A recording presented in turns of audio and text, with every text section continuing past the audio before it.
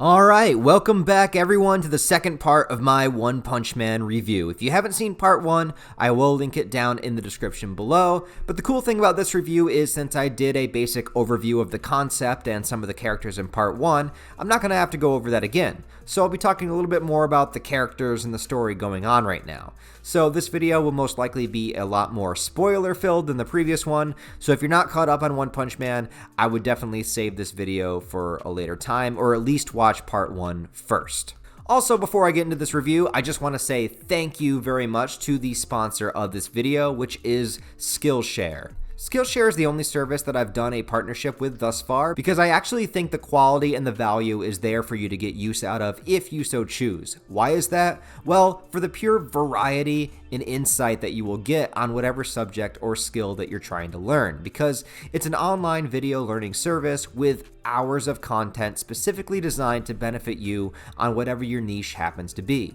Whether it's something artistic or practical, it's there to help you.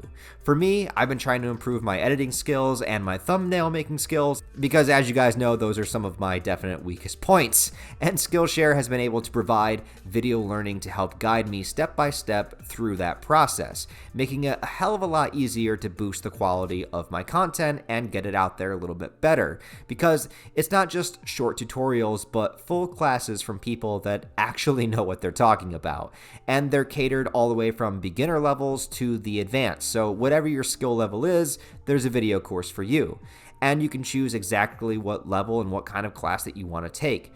The classes are also often broken down into easily digestible segments to help you fit it in with your schedule if you don't have the time to sit through a full hour at a time, along with there being no ads and the interface being super user-friendly.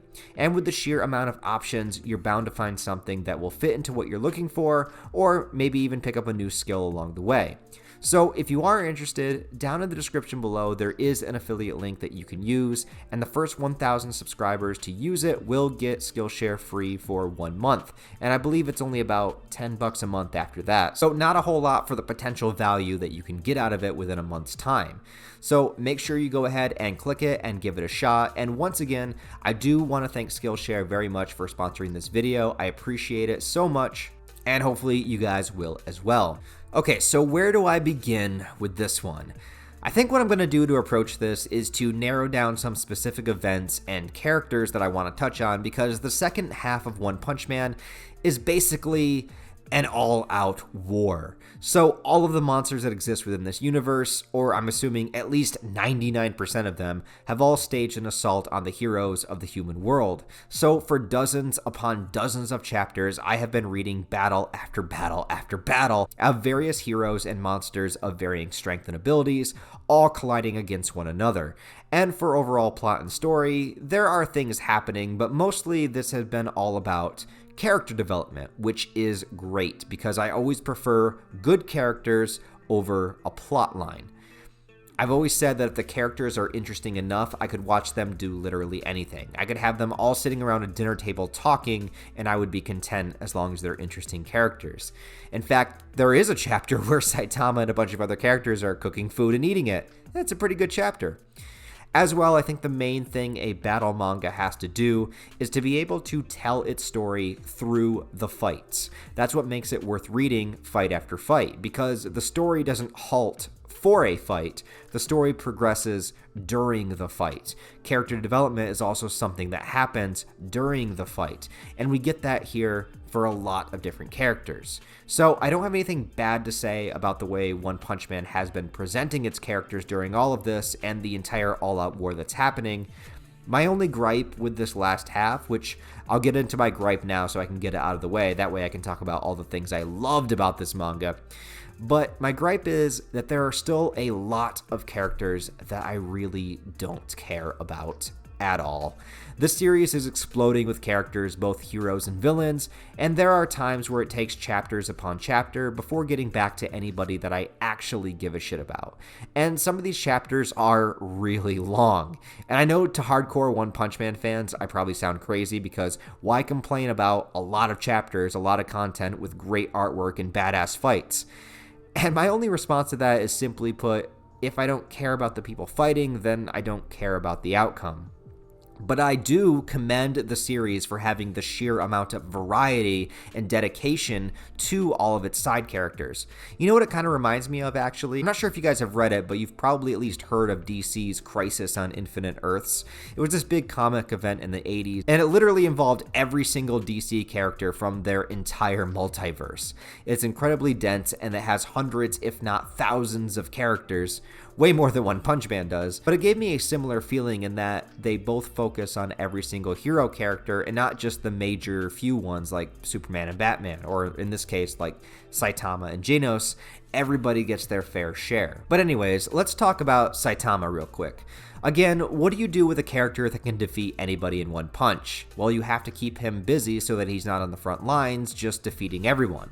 So Saitama eventually goes underground by himself, which leads to the lair and ancient temples of these monsters, but he goes solo. So he has his own little adventure for a while as all the other heroes are battling for their lives. However, similarly to the Boros fight, where all the other heroes are fighting away from him and Saitama unknowingly to everyone else takes out the big boss, that thing kind of happens here too, with Orochi, the Monster King. This gigantic kaiju motherfucker with all sorts of crazy tentacles and abilities. This was a really cool moment, and just due to his sheer size, he actually takes, I think, about 3 hits from Saitama to defeat him, but every single punch that lands explodes him into various pieces. The artwork during this moment was absolutely legendary, and Orochi was kind of built up to be this ultimate antagonist, but he was also just kept in the background a whole lot. And ultimately, he still kind of survived this moment, but I'll talk about that in a second. Beyond that, though, Saitama basically has been wandering around the underground areas by himself, and then with another character named Flashy Flash. But the most interesting moment with him by far involves the introduction of Blast, who is supposedly the most powerful hero of all time, S-Class #1. And I was always wondering when we would see this guy because he's been shrouded in mystery until now. And in the back of my mind, I always wondered if maybe he had, like Saitama, broke his limiter. You know, could this guy be another One Punch Man? Then again, I don't know if having another character like Saitama would take away from the novelty. But anyways, we don't get to see what Blast can do really, but he teleports in, so he at least has instant transmission. But we barely get to see anything from him beyond that, and so far he seemed to have kind of a laid back and casual attitude, but not laid back and bored like Saitama, like a little more determined to get the mission done. He showed up with a purpose to take some sort of power cube thing away that has something to do with making a deal for power or probably transforming somebody into a monster. I'm a little bit unclear if he's collecting them all to destroy them or if there's some greater purpose to collecting them. But he also doesn't seem to recognize or sense anything strange about Saitama, so I guess time will tell as to what Blast is all about or how he and Saitama will interact. Then I want to talk about Tatsumaki. This girl has been doing some work, my dudes. The #2 S-Class hero, and for a reason. I love how they've been developing her character, and like I said, it all happens through the fights. Tatsumaki, a master at telekinetic powers, basically goes straight for the throat during the monster invasion and challenges the boss, someone also having those powers, but whom she easily defeats. Until... and here's where Orochi comes back. So basically the mastermind behind all of this was a female monster babe with psychic powers named, Psychos. Yeah. Well, anyways, her and Orochi basically fuse together, and whether or not it's fully consensual, I don't know. But they become this thing, and it looks incredible, and basically it beats the ever-loving shit out of Tatsumaki. But still, she continues to come back and fight time and time again, and not only was her determination and power impressive to read, but when it flashes back to her as a child being experimented on, we learn she was someone whom thought no one was coming to save her, and she'd have to fend for herself. Now, Blast eventually did, and he gave her the knowledge that she has a sister, so every time she pushes her sister Fubuki back, every time she tells her to go home, to run away, to not get in her way, it's all in an effort to protect her in a way that Tatsumaki herself was never protected. And it gives a whole new perspective to their sibling rivalry because Tatsumaki isn't trying to showboat. She's trying to take on all the burden alone so that Fubuki won't have to. And just the same, Fubuki wants to prove her worth and show her sister that she can rely on her and that they can fight side by side. And it was kind of a really endearing understanding, while at the same time, Tatsumaki is fighting for her life. And like I said, you're telling the story through the fights, and it works great. I also want to mention the character of King once more, the man with no powers or abilities whom faked his way, inadvertently or not, into the S-class rankings. Basically, everyone views King as what Saitama really is, someone so powerful that can beat anyone in a physical contest with one move. But King also has proved himself to be extremely valuable, motivating Saitama to an extent, and I do really enjoy their friendship together. They really complement one another while being exact opposites. Also, King has been able to use his status to help out in situations, getting the giant centipede to challenge him and then having Saitama step in at the last second to punch it into pieces. Then there's this moment near the most recent chapters where King arrives on the battlefield and he's backed into a corner where it looks like he has to fight. And just as he throws his arms out to finally admit he's a fraud, Garu shows up, bursting onto the scene, annihilating everyone in such a flash that it looks like King did it. The comedic timing was perfect, and I didn't mind how ridiculous it was. It made me laugh for a good while. Now, like I said, there are so many characters that this review would be endless if I decided to talk about them all, so let's just get right into it and talk about who has become my favorite character of the entire manga, which is Garu himself. There's a great moment early on before Garu winds up in the underground with the other monsters, where he's reflecting on his childhood and how when playing games he'd always be chosen to be the bad guy. And he makes this really interesting point that society at large has a collective sense of how someone is viewed. Once they put you into a box, it's extremely hard to break out of it. And he's basically saying that your value directly relates to how you are viewed by other people in society. And when people see you as weak or inferior or bad, then you have been essentially bestowed a lifestyle that wasn't even your doing.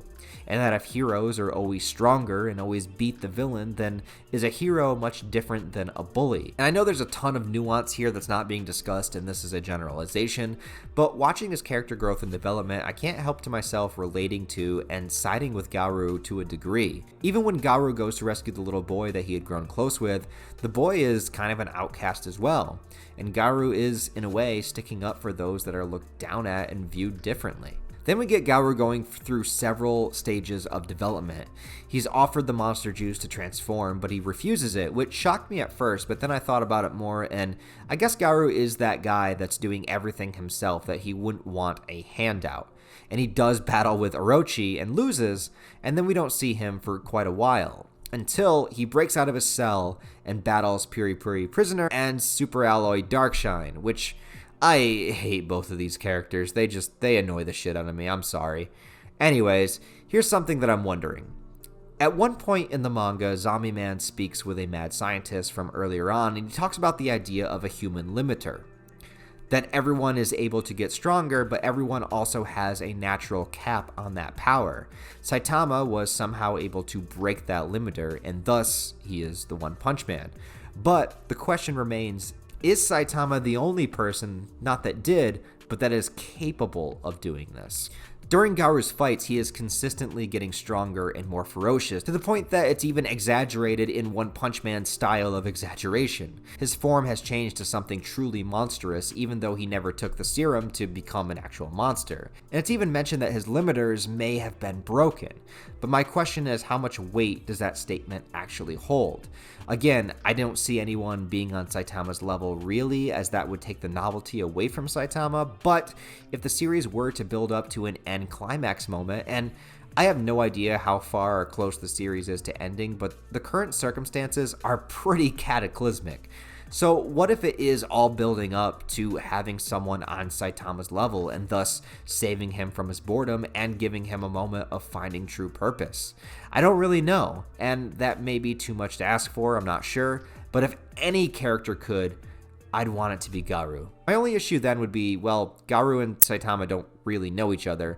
They have interacted before, but only for split seconds as Saitama knocks him out without even knowing who Garu is. Anyways, I'm not sure what will happen with that, but as of where it ended, Garu is face to face with Saitama once more, and maybe even Blast as well. So I can see this potentially getting even more wild and even more out of hand than it already has. Also, there's this thing. Some sort of god living on the moon that's given several of the monsters their power. What?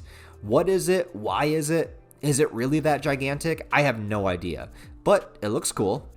Also, I think it would be really funny if when Saitama was kicked into the moon by Boros, that woke up the god or pissed it off in some way. I don't know. I think that would be hilarious to me. It would be more of Saitama inadvertently interfering with things that are going way over his head as he has no idea what's going on. Also, if this god being is bestowing powers, it leaves a bunch of questions like, what are the limits to it? Has every monster been given powers by it? And what about the humans? Like I said, there's never really an explanation as to why a lot of the characters are as strong as they are, other than just they trained really hard. And sure, you can take that at face value. I mean, I am a Baki fan, and I'm totally fine with just accepting the fact that a story's characters can become ridiculously strong by training. But if there is something more to it here, this would be a pretty wild concept to bring in for an endgame-like activity. And I haven't looked it up, but this feels like it really is building towards an end. I mean, all the villains are together, it's an apocalyptic setting, Garu perhaps breaking his limiter, and now introducing a god. I mean, I don't see how you can end this arc and then introduce anything else to top it, but I guess time will tell. So yeah, I can safely say, having caught up with One Punch Man, I am a big fan of this series, and I will definitely be keeping up with it from the new chapter releases from now on. I'm sorry it took me so long to get on the manga, considering I watched the anime like 4 years ago and I loved it, but hey, I finally got around to it, and I'm ready for more. So let me know your thoughts, theories, and opinions about all of the newest chapters down below in the comments. Like I said, I'm sorry I didn't touch on every plot point and every character, but this would be like hours long video, and maybe some of you guys would want that, but that didn't happen here. Anyways, please like the video if you enjoyed it, and subscribe to the channel if you want to see more manga, anime, movie reviews, as well as just general rants and topics. I appreciate all of your continued support, and also please remember to check out the link below and get yourself your first month of Skillshare absolutely free. It's definitely a service that I think you guys should check out. Once again, really appreciate them sponsoring this video. It does mean a lot to me. Thank you guys, and to everyone else, hope you all have a wonderful rest of your day, and I'll talk to you next time.